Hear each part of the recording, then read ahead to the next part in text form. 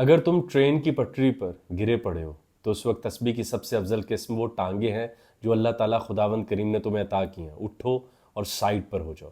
اگر کل تمہارا ایگزام ہے، کوئی پیپر ہے، تو اس وقت سب سے بڑی تسبیح محنت ہے. اس ذہن کو استعمال کرو جو خداوند کریم نے ہی تمہیں عطا کیا ہے. حکم حق ہے لیس للانسان الا ما سعی. تم وہی پاتے ہو جس کی تم سعی کرتے ہو. سب سے بڑی تسبیح کی قسم محنت ہے، مشقت ہے. بار بار جس چیز کے لیے تسبیح کرتے ہو ایک دفعہ اس کے لیے محنت کر کے بھی دیکھ لو. اور اگر ہر چیز کو تسبیح سے حل کرو گے تو عمل کی دنیا کو آگے لے کے کون جائے گا؟ اقبال اپنے فارسی کلام میں پوچھتے ہیں کہ مقام عشق ممبر نیست، عشق کے مقامات، دنیا کے مقامات ممبروں پر طے نہیں ہوتے. اور تم اللہ تعالیٰ عز و جل کو جب ان کے ناموں میں تلاش کرتے ہو تو ان کو عمل میں بھی تو تلاش کرو.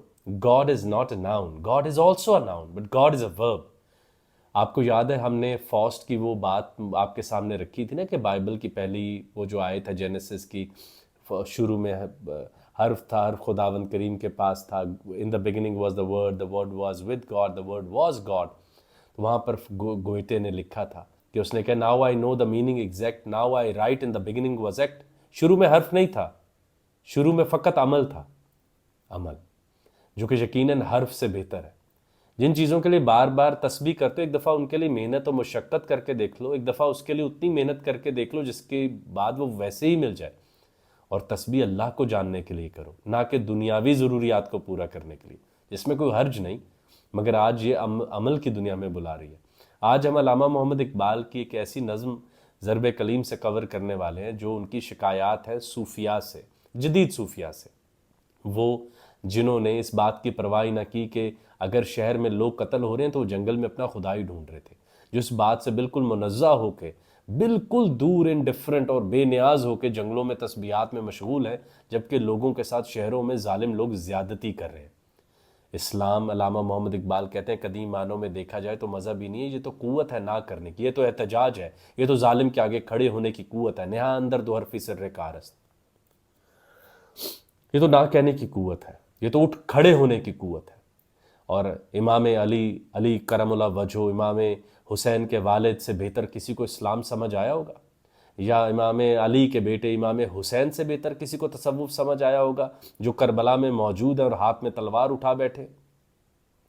اور جب بی بی زینب علیہ السلام یزید کے دربار میں، تب بھی تو کوئی اذان دے رہا تھا. یہ بہت عام سوالات ہیں کہ تصوف ہے کیا. میں یقیناً غامدی صاحب کی اپروچ سے تو اس طرح متفق نہیں ہوں کہ یہ پیرالل یا کوئی متوازی دین یا پیرالل ریلیجن، ایسی کوئی بات نہیں ہے. اگر ہم صوفیاء کی غلطیوں کی بات کریں تو ایسی مولویوں نے یا وہ لوگ جو ممبروں پر ہیں یا وہ لوگ جو کہتے ہیں کہ ہم شریعت کے ٹھیکیدار ہیں، انہوں نے اس سے زائد غلطیاں کر رکھی ہیں. انہوں نے لوگوں کو مذہب بیزار کر دیا ہے، انہوں نے مذہب کو قوانین میں ڈال دیا ہے، انہوں نے جدید دور کے بچوں کے لیے دین بوجھ بنا دیا اور وہ خوشی خوشی اس کو اٹھانا نہیں چاہتے. زیادہ غلطیاں ادھر بھی ہیں. مگر یہاں وہ جو تصوف تھا جو کہ دین کی ایک ایسی ایبسولوٹ خوبصورت سپرٹ تھا، آج وہ بھی جب ہم اس حالت میں دیکھتے ہیں کہ وہ ان لوگوں کا علاج کر رہے ہوتے ہیں جن کو بیماریاں خدا نے دی ہیں. کیا تم ایوب علیہ السلام سے بہتر دین سمجھ بیٹھے ہو کہ جو فقط ساری عمر بیماریوں میں رہے کہ ان کو تسبیحات نہ آتی تھی؟ کہ حضرت یوسف علیہ السلام جو ایک جیل میں بند ہیں، کہ ان کو تسبیح نہیں آتی تھی کہ کیسی تسبیح کر کے جیل سے باہر آیا جا سکتا ہے یا کنویں سے باہر آیا جا سکتا ہے؟ نبی کی اولاد، نہ خود نبی. تو ایسے مت کریں دین کے ساتھ. دین ان کاموں کے لیے نہیں آیا تھا، اللہ تعالیٰ کی آیات ان کاموں کے لیے نہیں آئی تھی. آپ دیکھیے کتنے لوگوں کا سر کا درد ایک گولی ٹھیک کرتی ہے. وہ یہاں تو صوفی پھونک مارتا ہے کہ یہ لو تم ٹھیک ہو گے، وہ تو آدمی بھی مر چکا ہے جس کے آج بھی دوائی سے لوگ ٹھیک ہو رہے ہیں. کتنا بڑا معجزہ ہے. تو چلتے ہیں اقبال کی نظم صوفی سے شکایات ایسے بھی پڑھ لیں، صوفی سے کچھ ایسے جیسے دل کے غم اقبال ان کے سامنے رکھ رہے ہیں کہ تم سے تو امید تھی، تم نے یہ کیا کیا. اور یاد رکھیے علامہ محمد اقبال ضرب کلیم میں جب صوفی سے کچھ شکایات کر رہے ہیں تو ان کے اپنے مرشد مولانا جلال الدین رومی ایک صوفی طبیعت آدمی ہے، ایک صوفی ہیں جو کہ ایک مجنوں، ایک ایسے مجذوب تبریز کے ہاں بیت ہے. اقبال ان کو اپنا مرشد کہہ رہے ہیں. وہ تصوف اور ہے. تو اب یہ جو خصوصاً سب کانٹیننٹل صوفیاں ہیں یا جو بر صغیر کے صوفیاں ہیں، جو آج کل کے صوفیاں ہیں، کلاسیکل صوفیاء سے بھی ایسی بات کی توقع کرنا بھی ایسے گھبراہٹ ہوتی ہے. تو آپ دیکھیے کہ علامہ محمد اقبال ان سے کیا کہہ رہے ہیں. وہ کہہ رہے ہیں کہ تیری نگاہ میں ہے معجزات کی دنیا، میری نگاہ میں ہے حادثات کی دنیا. تو ہر لمحے معجزات و کرامات کی دنیا میں مشغول رہتا ہے. ذرا حادثات کی دنیا میں، حادثات کی دنیا یہ جو ہمارے سامنے کی دنیا، کاز اینڈ افیکٹ کی دنیا، مادی دنیا، جہاں آپ نے اٹھنا ہے، کھانا ہے، محنت کرنی ہے، بچوں کو بیمار ہونا ہے، ان کو دوائی لا کے دینی، ان کے سر پہ ہاتھ رکھنا ہے، ماں باپ کا خیال رکھنا ہے، اس سارے سینیریو میں، حادثات کی دنیا میں، سامنے کی دنیا میں آ کے دیکھ، ہر وقت معجزات و کرامات کی دنیا میں رہتا ہے کہ میں اڑ کے دکھا دیتا ہوں۔ اچھا، بوئنگ 747 میں 400 لوگ کٹھے اڑ لیتے ہیں، اور کسی مذہبی عقیدے کی ضرورت بھی نہیں کہ تم سائن کرو اس مذہب سے ہو تو ہم تمہیں بٹھائیں گے۔ مطلب کہ ان کا یہ پیغام، ان کی سہولت سب کے لیے، کسی بھی رنگ و نسل و دنیا کے حصے سے تعلق ہو، کوئی تمہارا مذہب ہو۔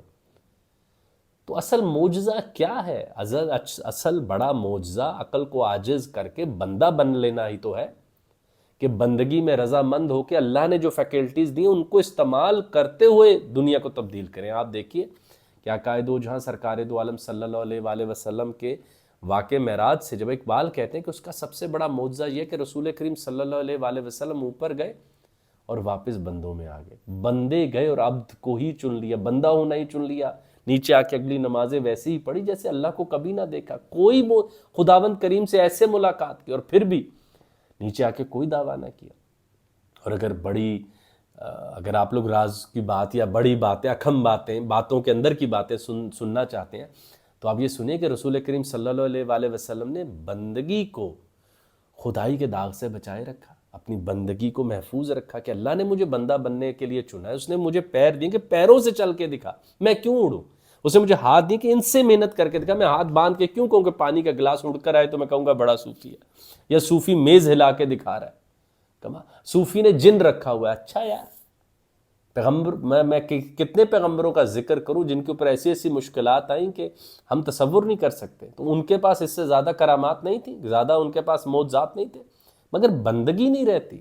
اللہ نے ہمیں بندہ بن کے کہا ہے کہ یہ سب حال نبھا کے دکھاؤ، اس زمین پہ رہتے ہوئے، گریویٹیشنل فورس کے اثر میں رہتے ہوئے، ان ہاتھوں میں رہتے ہوئے، رات کو نیند آتے ہوئے، بھوک پڑتے ہوئے۔ اگر تمہیں بھوک ہی نہیں لگ رہی تو تمہارا اور میرا آپس میں رشتہ ہی نہیں ہے بھائی، تمہارا درد اور میرا ایک ہو ہی نہیں سکتا۔ تمہیں بھوک نہیں لگتی، مجھے لگتی ہے، اور میں اس مسئلے سے گزر رہا ہوں۔ تیری نگاہ میں معجزات کی دنیا، تو ہر لمحے کرشمات دکھانا چاہتا ہے، آؤ ہم تمہیں مغرب کی کرشمات دکھائیں۔ اس وقت میں ریکارڈنگ کر رہا ہوں، میرے اور کیمرے کے درمیان کوئی تار نہیں، آواز ادھر ریکارڈ ہو رہی ہے، اور ابھی آپ پوری دنیا دیکھے گی، وہ وائی فائی کے تھرو یا انٹرنیٹ کے تھرو وہ دعوے کریں گے یہ بھی معجزے ہیں۔ عقل عاجز آئی ہے نا، معجزہ کہتے ہیں عقل کو عاجز آ جانا ہے، یا اڑ کے دکھانا معجزہ ہے۔ تو دیکھیے آرگنز تبدیل کرنے سے بڑا معجزہ کیا ہے کہ وہ لوگوں کی اب آنکھیں بدل رہے ہیں، گردے تبدیل ہو رہے ہیں، لیور ٹرانسپلانٹ ہو رہے ہیں، دل کھول کے ان کو سیا جا رہا ہے۔ یہ معجزے نہیں ہیں؟ تو میری نگاہ میں علامہ یہی کہہ رہے، میری نگاہ میں حادثات کی دنیا کے، آؤ اس دنیا کو تبدیل کریں۔ تم کیا معجزات کی دنیا میں ہو، جنگل میں بیٹھے ہوئے مشغول ہو، وہ ہاتھ جو تسبیحاں کیے چلے جا رہے ہیں، ان کو بتاؤ کہ کبھی کبھی قلم اٹھانے کی ضرورت، کبھی تلوار اٹھانے کی ضرورت، کبھی کانٹریکٹ لکھنے کی ضرورت ہے، کبھی کسی کے سر پہ ہاتھ رکھنے کی ضرورت ہے۔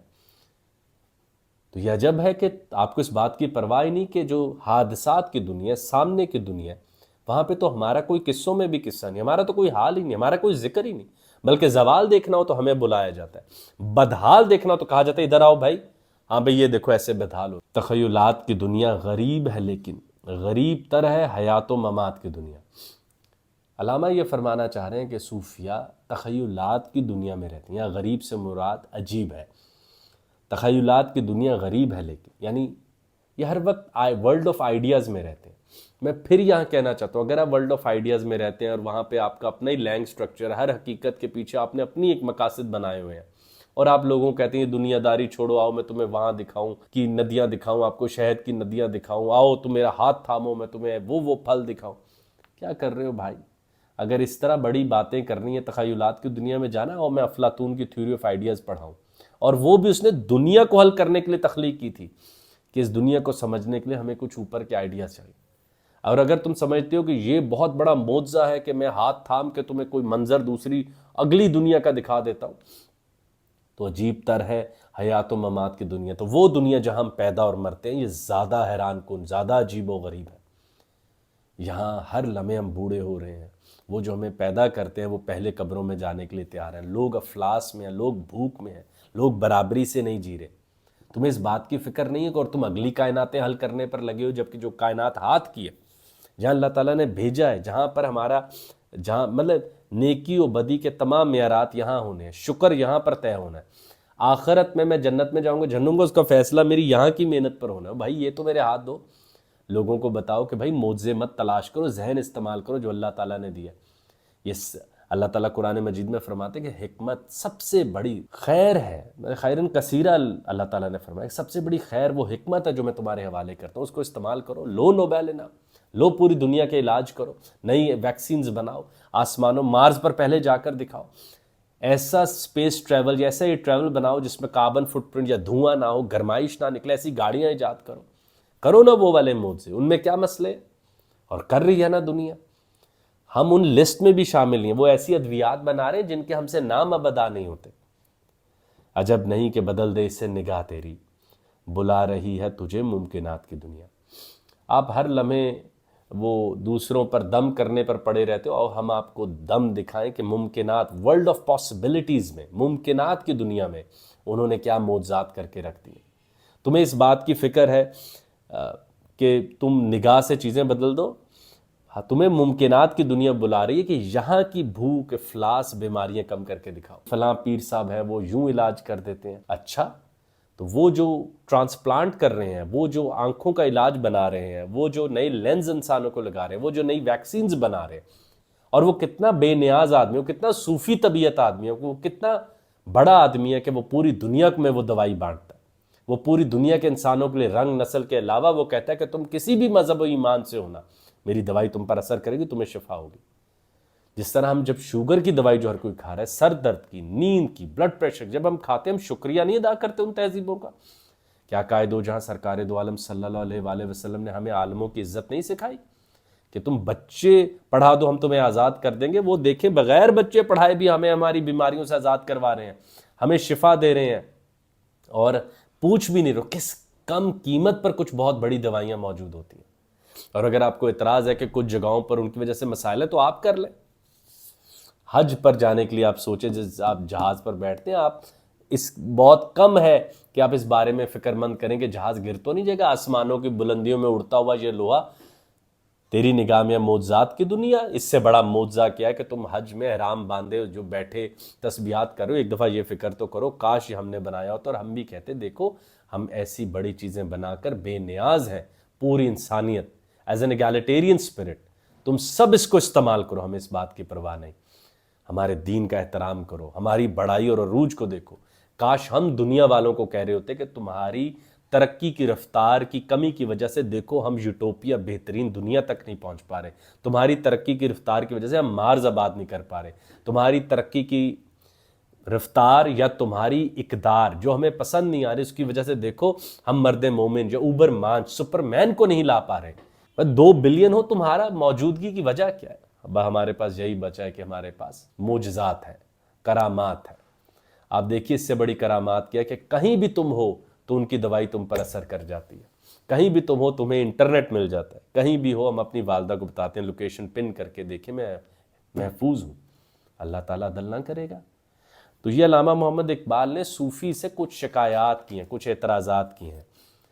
جلد ہی میں نظم ضرب کلی میں تصوف ہے، یہ اہم بات ہے کرنا کہ علامہ محمد اقبال ایک رومی کے کو اپنا مرشد کہہ رہے ہیں، لیکن اس کو کہنے سے بھی ان لوگوں کی چھوٹ نہیں ہوتی جنہوں نے دین کو اس طرح ہنسی کھیل کا سبجیکٹ بنا دیا ہے، لوگ کھڑے ہیں اور ان پر پھوکے ماری جا رہی ہیں۔ اچھا کیا مولائے کائنات علیہ کرم اللہ وجہہ سے زیادہ سمجھ گئے ہو؟ کیا امام حسین سے زیادہ تصوف جان گئے ہو؟ یہ سب جو ہو رہا ہے، اللہ تعالیٰ کہتا ہے میں تمہیں 5 طرح آزماؤں گا، میں تم پر مشکل بھیجوں گا، اولاد پر، خوراک پر، نفس پر۔ جب اللہ یہ کہہ رہے کہ میں بھیج رہا ہوں، تم ہوتے کون ہو؟ اگر علاج کرنا ہے تو ویسے کرو کہ دنیا میں کوئی بھی تہذیب ہو تمہارے علاج سے شفا یاب ہو سکے، اور بے شک تم مر چکے ہو۔ تو یہ صوفی سے اعتراضات علامہ کی پیور انکوائری دکھا رہی ہیں، گو کہ وہ مولانا جلال الدین رومی کو اپنا مرشد کہتے ہیں، پھر بھی وہ سمجھتے ہیں کہ وہ لوگ جو تصوف کو کرپٹ کر رہے ہیں ان کی نشاندہی بہت ضروری ہے، تاکہ یہ نہ کہا جا سکے کہ تصوف ایک پیرالل ریلیجن ہے۔